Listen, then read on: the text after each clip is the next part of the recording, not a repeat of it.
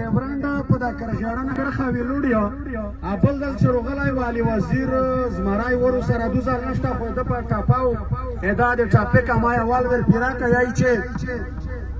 امخشنای ټیپک مې روکا امخشنای ټیپک مې روکا پور لګاندای ټیپک مې روکا آنی کانای ټیپک مې روکا مور لاندای ټیپک مې روکا د میز وطن ته تیر لنګونر غلی دینا شریکا په نوم د خدای چې بخښل کا مهربان ذات دی دل عملګری په ټول غټه مسله دغه افغانه کرخه ده دا صرف د دلته مسله نه ده د میش په لړو بر افغان وطن شي دا د څلوېښت کلونه چې کوم د سرې وینې سیلابونه راوندي میش کوم ذلیلې شي بربودېږي دا زه پیمان درته وایم د ټولې بدبختۍ لامل دا افغانه کرخه میش دعوی کوي چې میش داسې غیرتي پښتون یو داسې تاریخي نمودي داسې ننجلای کومي واو دا پرلن خال کې د یس پنه دیوالینه وناړول خپل ورانه سامان پلارینه په خپل مځکه اپوت شول میشته دا د پلاستیک تورغه چغلای دی د پکوړینه اربینه پښتونه دوله تل پښترګه کسي په چاشه دا د خپلواکۍ او د یولې احساس پیدا نشو چې دا وایي چې سره ترټله کړه چې رانه غره کنه میزه پر کابل درنه خرڅوي دغه د پوره ملګری مضبوط ولای پچار دی دا خو د امریکا د برتانیا دا خو یو نړیوال بدمعاش دی په چوک سنوس دی چې د چا قتل پچار شي یا د الپاکستاني سره کانټیکټ وکړو چې ولا بدمعاشون ډېر دي دی ورده دا مړی کوډر تا وکړو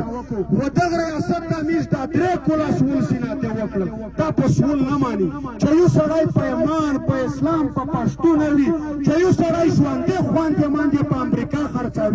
چې یو سړی د ډالر په سر مدرسې جماعتونه بمبار کوي چې یو سړی د ډالر په سر د نبی علیه السلام د دین په نوم پرشنینه چلن کوي په خپل عوام باندې دا هیڅ کله په سور پسې نه دینه شي او دا د پښتونې د تاریخي خلک خبره هم ده چې ازادي اکینه ورکول کېږي نه دا وخستل کېږي دغه د پوره میشتو ست مضبوط ولای په چار ده په ټول نه لوی بدبختي میش دا ډورن کرخه چې په دامو سره خلاص وي مورته ویل چې یوه مو ژبه یو مو دین یو مو رواج یو کلتور چې یوه مو ژبه یو مو دین یو مو رواج یو کلتور ډیورنډ خو څه چې د چا پلار مو بېلولی نه شي ای ګیلامنه موږ دغه احمدشاه لمسي یو نو دا بدار د پلنګمار مو بېلولی نه شي میش د دوست مضبوطول پچار دي د لړو پر افغان ولس په مان شي دا بیرغ چې زمینه پچار دي د افغانستان حکومت ته مې راغلی چې پیمان چې ډېره زیاته د افسوس خبره ده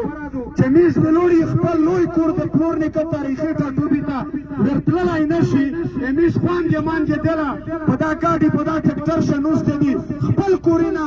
خپل مالتینه ته نشي تللی دخ په واجه نور هېڅ نشته هېواد که په باډر هغه هندوون هغه چې د پاکستان په خلاف 24 ګنټې فلمونه جوړول و د عمران خان د شاه محمود قریشي د غله چغې ژبې بدلولی پابیناندنې په زر خرچای تشکینه خو پامینه په شروع ته خونده تیمو سره دا سلپاس نشته چې دا ریاست په سپک دا سلپاس په خوله سنر سره جوړو ځکه چې د شهر مو د بېعزتۍ حدونه یې کراس کړي دي نو د میش دوست د یوه بل سره مضبوطول دي دغې افغانې کرښې دغې بېلتونې د منځه وړل دي په لرو بر افغان وطن شي د سولې د امن راوستل دي نو سبو ملګري په ونه شي جلسه دو د علي وزیر د ناراوو ګرفتۍ خلاف او د په ونه شي چې کومه بیا به د امني راونه دی دغه خلاف د مخنیوي د پوره جلسه ده نو د توسو ټولو نه ننګ افغاني خواسته چې په دا جلسه شي خامخ وکړي ننګیال هغه وکړو د آخري دا چې هر کله ډیورنډ کرښې سره نږدې کړنو متداخل د نظم بندینه روپۍ